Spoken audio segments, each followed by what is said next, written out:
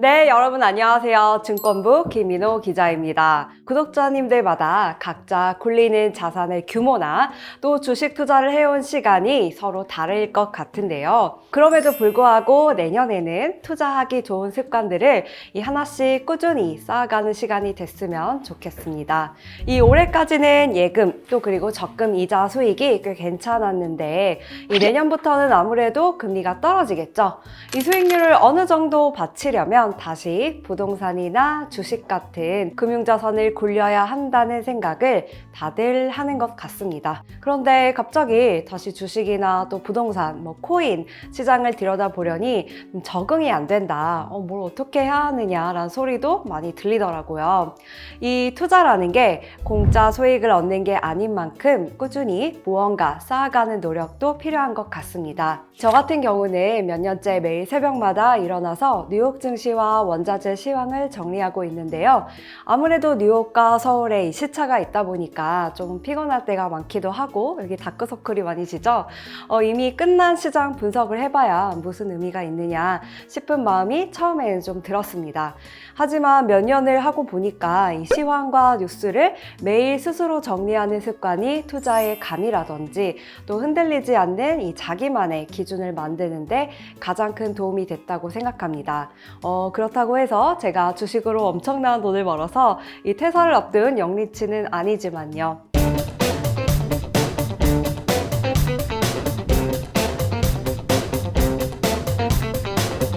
이 연말 연시가 된 김에 오늘은요, 이 미국 중앙은행이죠. 연방준비제도, 우리가 줄여서 연준이라고 많이 부르는데요. 이 연준에서 내년 FOMC 회의 투표권 멤버를 정리를 해보고 내년에 연준 정책 관전 포인트를 또 한번 메모를 해보려고 합니다.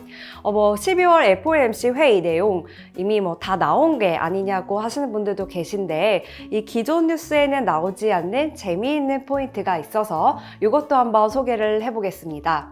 자, 우선 첫 번째로 내년 FOMC 회의에서 투표권을 가진 사람들 한번 둘러보도록 하겠습니다. 연준 FOMC 회의에서 정책 투표권을 가진 사람은 총 12명입니다. 이 점도표를 찍는 연준위원은 총 19명인데 이 중에서 12명이 투표권을 가지는 겁니다.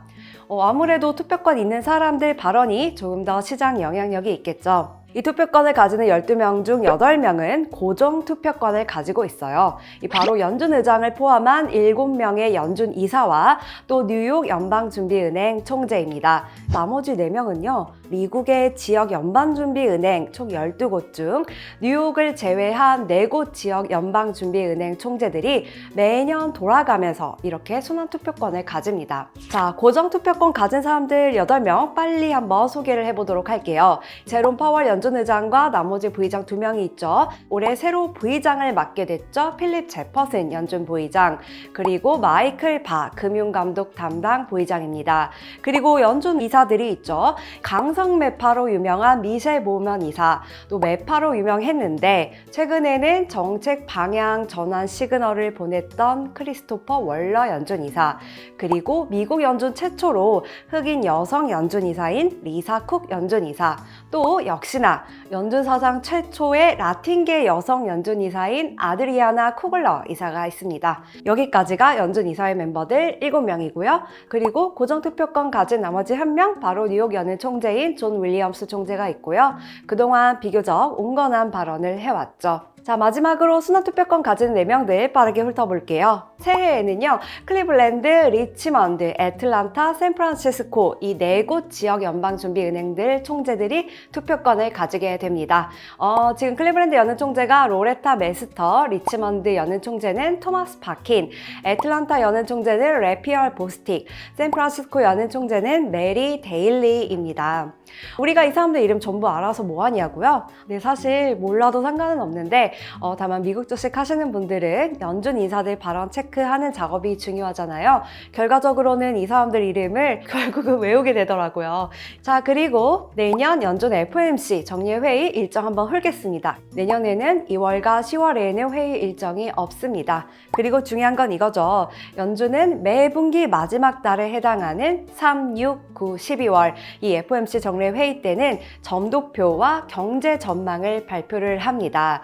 점도표는 연준 위원들 19명이 자기 이름을 밝히지 않는 대신에 내가 생각하는 기준금리 수준을 이 점을 찍어서 의사표시를 해놓은 표를 말합니다. 쉽게 말해서 무기명 투표라고 보면 되는데요. 올해 점도표 한번 잠깐 훑어볼까요?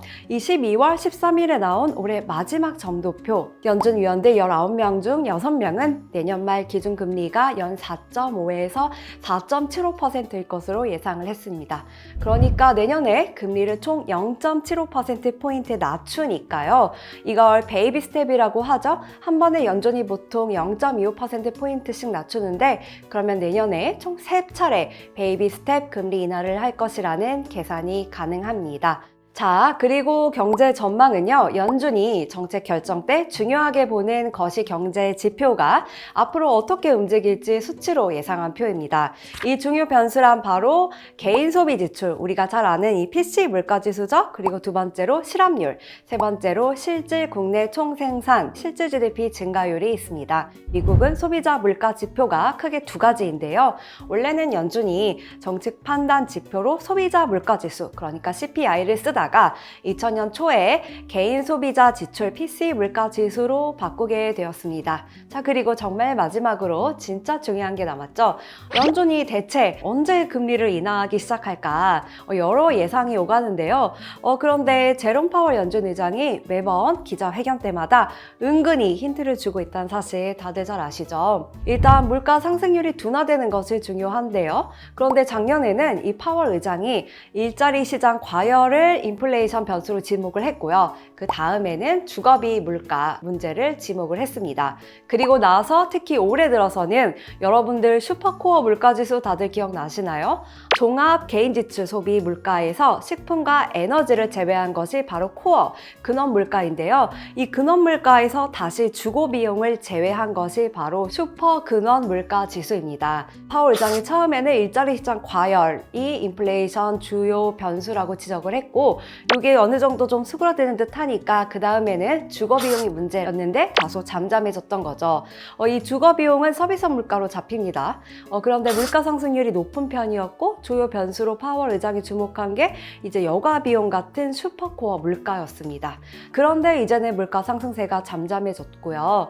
그래서 금리를 인하를 하기는 할 건데 그래도 물가 측면에서 변수가 남아있다는 게 파월 의장 생각입니다. 그게 과연 뭘까요? 바로 사람들의 소비 지출, 즉 민간 소비입니다. 파월 의장이 이달 FOMC 기자회견에서 이렇게 말을 했는데요. 우리는 수요 측면에서 무슨 일이 일어나고 있는지 예의주시하고 있다. 이 수요 측면에서 보면 사람들의 수요가 서비스에서 상품으로 더 많이 이동을 했다.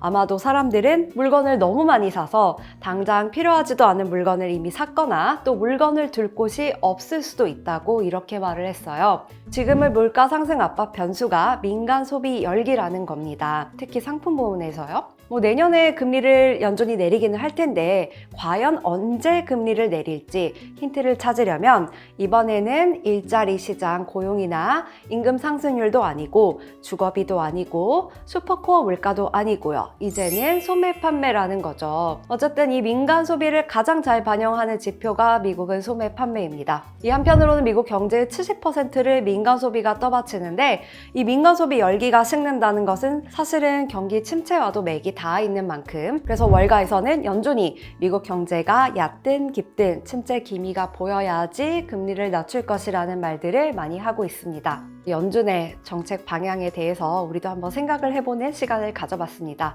자, 여러분 모두 즐거운 연말, 즐거운 새해 되세요. 감사합니다.